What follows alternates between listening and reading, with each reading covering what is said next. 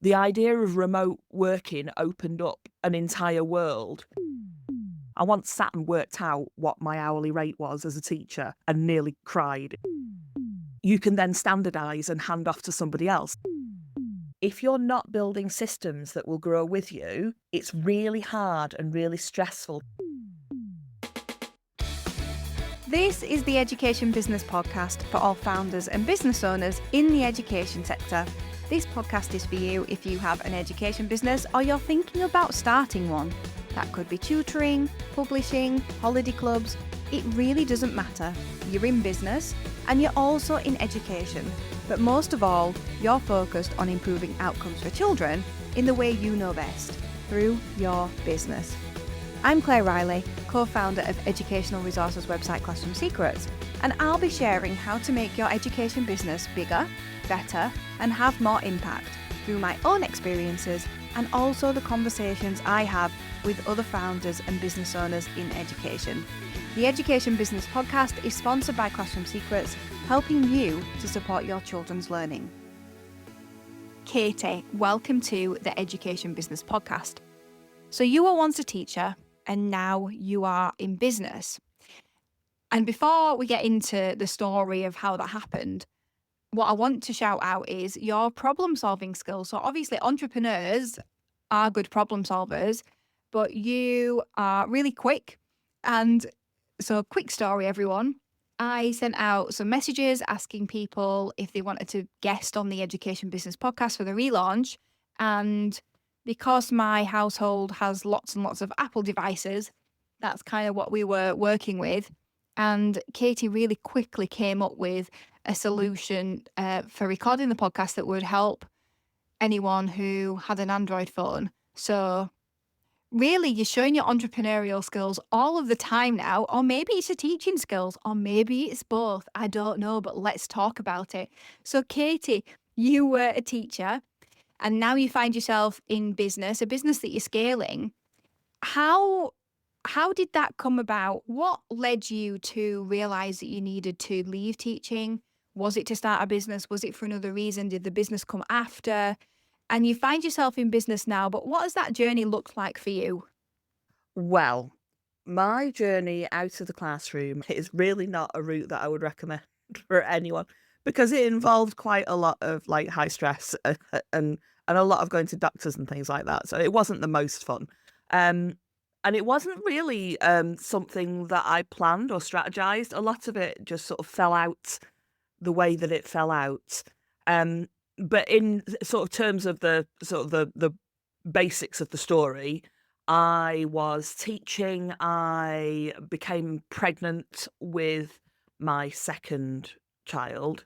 Um, this was causing me a lot of anxiety because we'd suffered a loss in between Archie and what was going to become Rosie. So I was already sort of like a very sort of tightly wound guitar string thrumming. And that, I think, coupled with a complete lack of self-awareness on my part, or maybe denial, who knows, led me to sort of crash out of teaching with a massive panic attack while I was driving home one evening at 6 months pregnant. The doctor signed me off sick that very day, and that was it. I never went back. I had 3 months off while we waited for the baby to arrive. I saw out my maternity leave and I resigned about maybe 6 months into my maternity leave. And after that, I did a little bit of sort of here and thereism, like Rosie. I wanted Rosie to be in nursery, so I needed to have some income to make that happen. So I worked for a local family down the road doing sort of life admin for them. Like, there was a big family, 4 kids. They needed a lot of help. And that was really good fun. All the while, I'd started hearing about remote jobs where you didn't have to be in the office to be at work. And it sounds amazing now because obviously we've gone through a pandemic and now working from home, such a big thing. But back then, we're talking sort of maybe late 2018, early 2019. It seemed like a really strange thing, but there were a few websites where you could look for remote work. One of them was called We Work Remotely, and I was looking for positions with people like Harvest, who do time tracking software, or Basecamp, who have CRM software.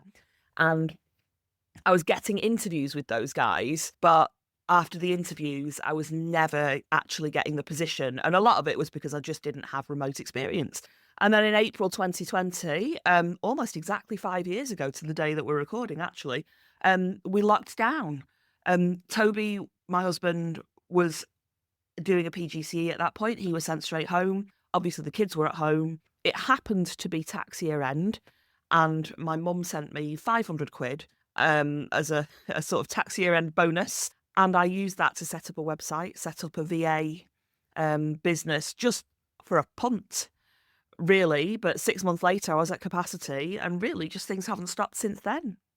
What a great story, Katie. When I listen to that, I just hear opportunities. An opportunity presents itself, and then you open yourself up to it and you repeat that process. And often that's what business is, especially if we don't know what we want to do. I found it so interesting that you really wanted to work remotely, because I kind of had that desire as well. And I've talked before about the different businesses that I'd started before Classroom Secrets. And it's one of the reasons why the Classroom Secrets idea aligned with me so well, and why I stuck it out, shall we say. And I think there's a sense of understanding what you really value. I didn't know at the time that that was probably one of my values, but I know now that that's probably what I'd figured out. But what was it that drew you to remote working? Why was that such a draw for you? I think partly it was because the idea of being more flexible was really appealing to me, especially having come from teaching where, all of your time is really carefully monitored. You've got to do so many hours a day. You've got to be in by this time. You've got to be gone by that time. You need, like every pillar to post every single day, your day is timetabled. And the idea of working not timetabled was incredibly appealing. So that sort of personal flexibility was really important to me. Also, I had a friend who quite early on started working for Basecamp, who were based in Chicago, and he was in Oldham in Manchester. And he was being flown out to Chicago 4 times a year, once a quarter, to go and join the team meeting there. And they just seemed to have a really great team ethic. And I loved that idea of working with people from right the way across the world. I thought that sounded really interesting. So from a personal point of view, the idea of remote working opened up an entire world. And from a practical point of view, when I'd come out of teaching, remote working opened up, again, more possibilities than I had in front of me, because we'd chosen to move. Actually it was one. So it must have been 2015. We moved to South Shropshire to be closer to my dad and my stepmom. And just to have a more rural upbringing for the kids, it seemed nicer to us. But obviously, when you live super rurally, you're very limited in terms of what jobs there are available in a reasonable radius. And even teaching, I was driving an hour to and from.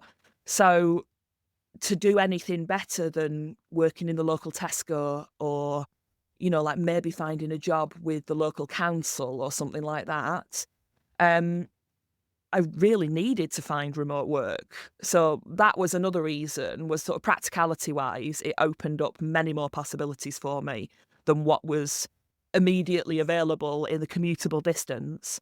And then thirdly, I think like my own personal flexibility was important, but also for the children and for husband and for family, the idea of flexible working seemed to offer what teaching had, what I thought teaching would offer in the beginning, which is a job that would work around family. And obviously with teaching, like many ex-teachers will recognise that they went into teaching thinking it would be incredibly family friendly, and then realised very quickly that although there were a lot of holidays, you ended up working through flaming all of them. And actually, you never got to go to your kids' nativities, and you never got to drop your kid off at school, and your kid was always the last one out of the after-school club. So the idea of not having to do that and to be able to have a good bit of both worlds, I don't think I was under any illusions that it would be, sort of sunshine roses, skipping to school with the children every day, being able to do everything I wanted to do. But I did feel like I would have an opportunity to do more of the things that I wanted to do by working remotely and flexibly. And especially with those companies in the US, like Basecamp, like Harvest, like Basecamp in particular, are really well known as being pioneers in the idea of working asynchronously, that just because you're on a team, you don't have to be doing the same task at the same time. And that's a lot of the software that they put together is allows for asynchronous working, allows you to do your little bit of the work and then leave it in a place where another team member can pick it up remotely somewhere else. Asynchronous working is my absolutely just amazing, most favourite way to work.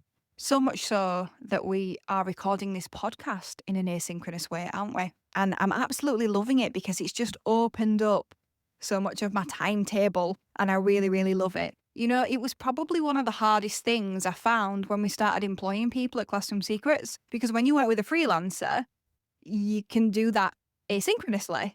But when you work with employees, it's not always the same. So, I'll go to the team meetings, but I also find that hard if I end up with a really big schedule of other people's timetable.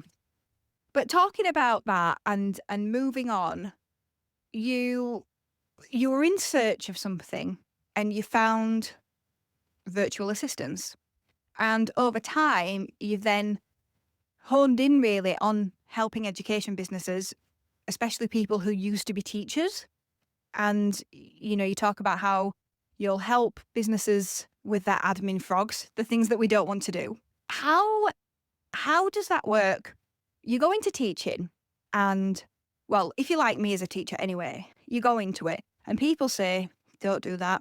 It's really hard work. You'll be working 60 hours, 70 hours a week. And everyone thinks, yeah, you do, but I am really efficient. I know what I'm doing. I can work quickly. And you think that it's not going to happen to you. And you end up doing things. And I think there's a lot of things in teaching where we're doing the things we don't need to do, but we just want to do that because we want our classroom to look pretty or all that kind of thing. But we go into it with this very self-sufficient mindset.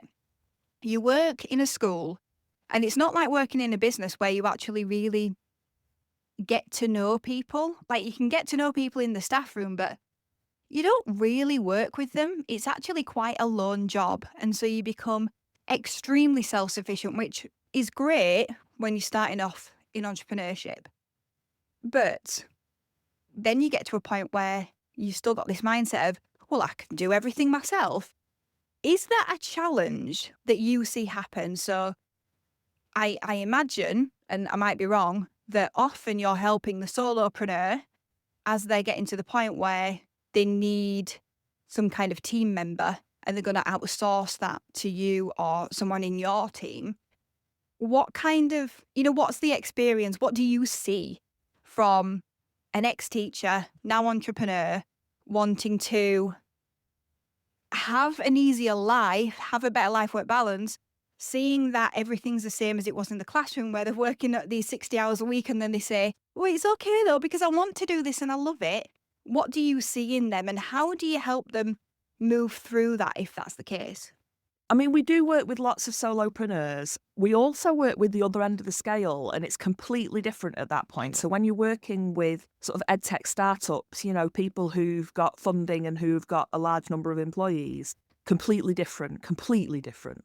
But with your solopreneurs, especially people who used to be teachers, there are a few different things that come into play. I think there's a salaried mindset, and I definitely had this problem. So I came from a salaried mindset where, I already wasn't getting paid very much for the quality of work I was doing, especially as a teacher. I once sat and worked out what my hourly rate was as a teacher and nearly cried. And so you don't really like giving that money. Like, that feels like that's your money. Like, getting over that idea and understanding that in order to scale, you do have to start to outsource some of these processes can be tricky. I think there's also quite a controlling mindset, and whether that comes from being a teacher or whether maybe that's just what I'm like. I mean, I can't let Toby help me cook because he chops the carrots the wrong way. Do you know what I mean? But definitely as a teacher, and maybe you're right, maybe it's because although you work in like a team atmosphere, actually inside the classroom, you are quite solo. You are the decision maker. There might be other adults around in that classroom, but you're the one who makes the choices as to what happens. Um, and yeah, so the idea that somebody else might do that and might do it as well or better than you can be a hard one to come up to get over as well. And that is definitely something I encountered on my scaling journey. Like I was at capacity for a very long time and running myself ragged and working the 60 hours a week. And it did feel better than being a teacher because it was my choice, but it still wasn't ideal. And I ended up speaking to a business coach. And they said to me, what is it that's holding you back from scaling? What is stopping you from starting to build a team of people around you? And I said, what if they don't do it as well as me? And the coach said to me, Katie, what if they do it better? And that was a real turning point for me, like a real reframing where I was like, oh, like you could build a team of people who've got different strengths than you and who like doing different things. And that would be really cool.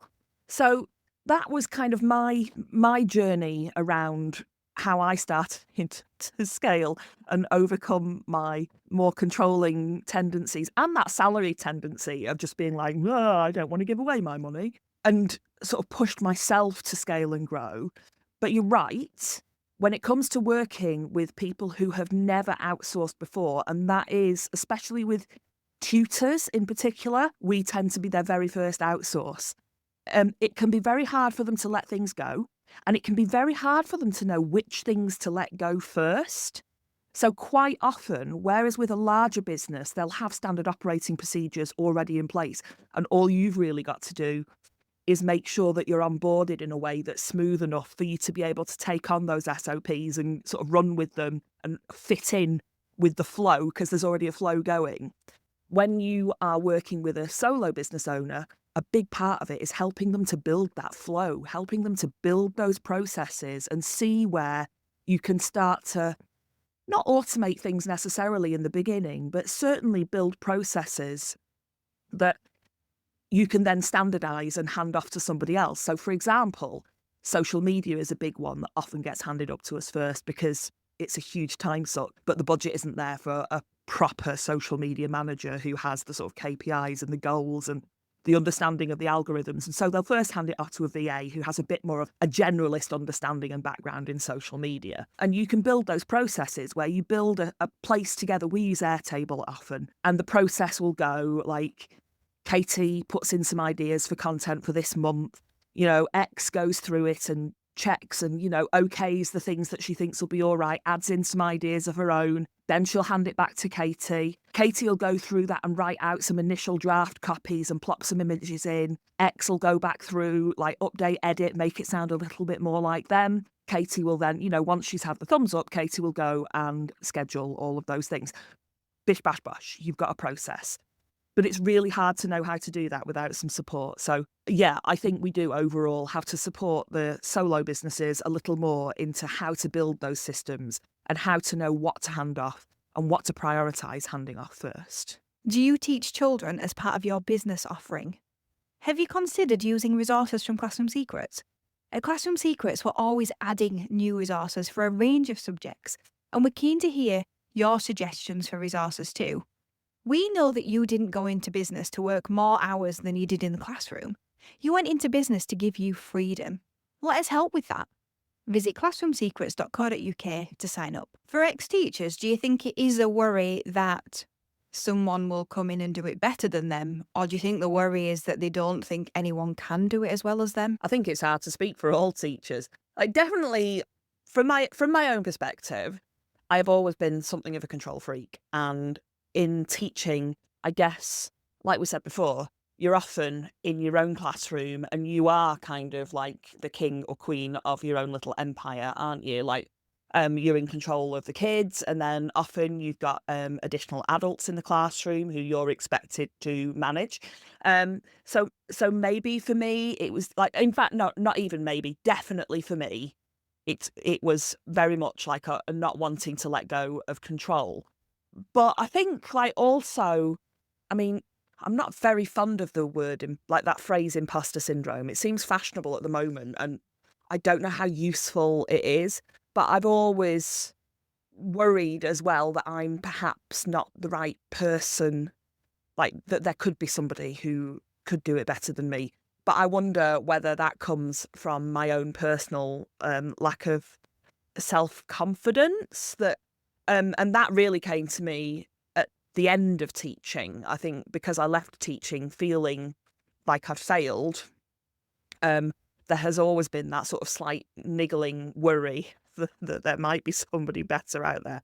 I think though, like when I put my logical brain on and think about it carefully and without those sort of underlying who knows where they come from emotions that sit sort of really deep at the core of you, like that almost certainly there are people out there who can do things better than I can. Like I don't think I'm that amazing a person.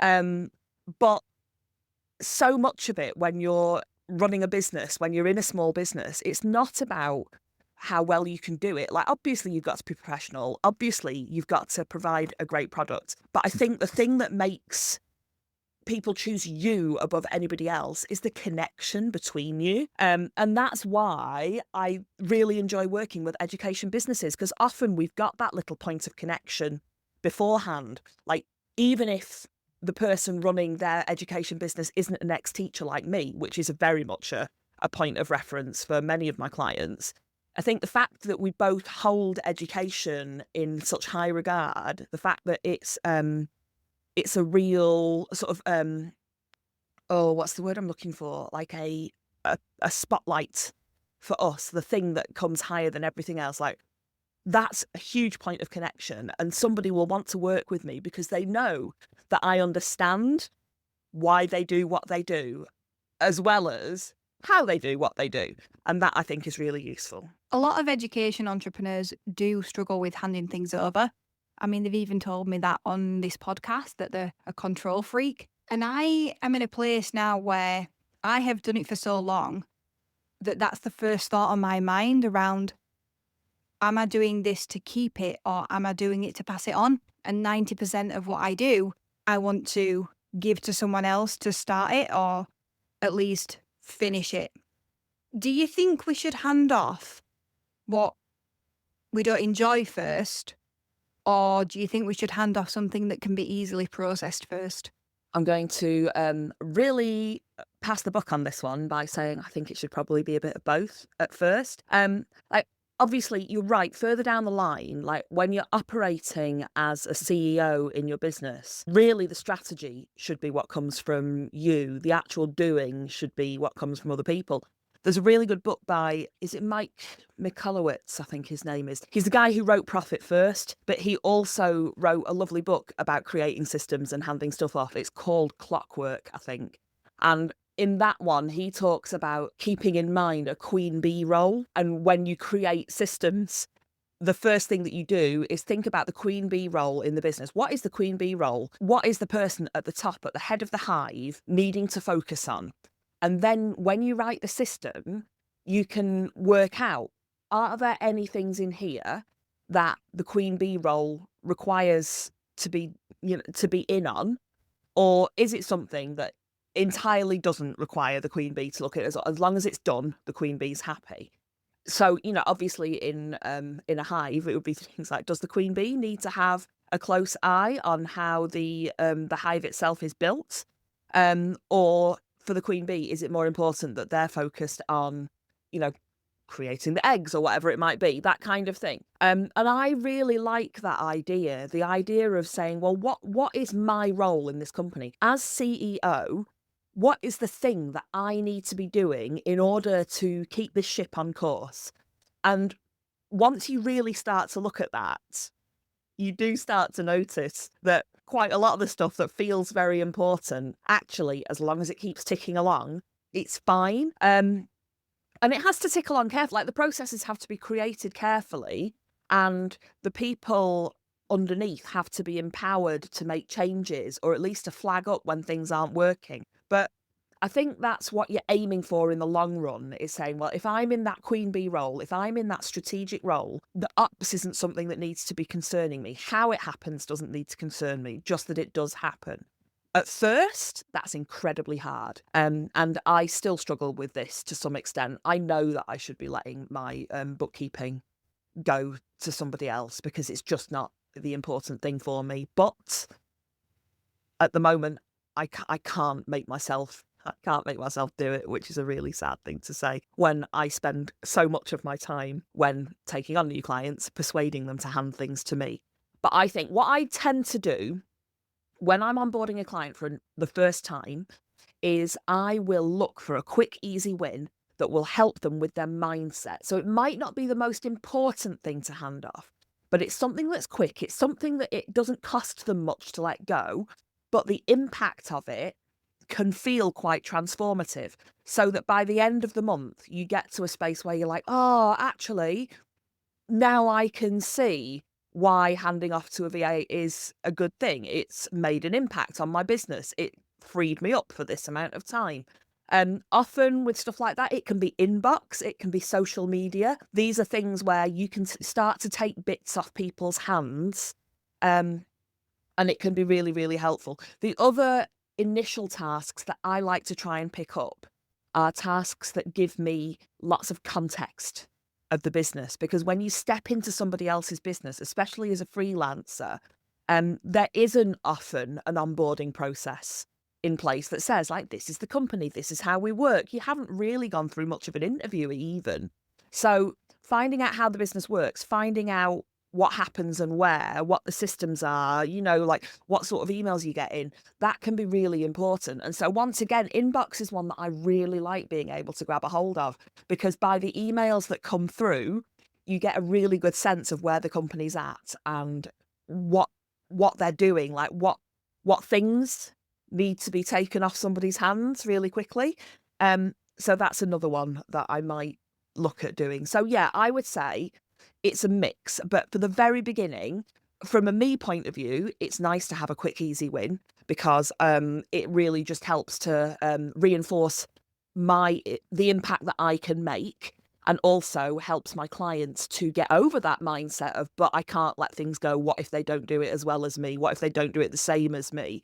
And shows them that they can. And things that are going to help me to find a context in the work that are going to make me better placed a couple of months down the line to take on even more tasks. This is what I love about entrepreneurship. It's the steady approach. Probably one of the hardest things I found when we started planning bigger projects, because you have to plan a bigger project and wait longer to sort of see the results. Like a website, for example, when we had a new website, we worked on that website for 3.5 years before we got it out there. That's when the iterations start. But what you're saying is just start small and work on it from there. And I love that mindset. It makes so much sense to me.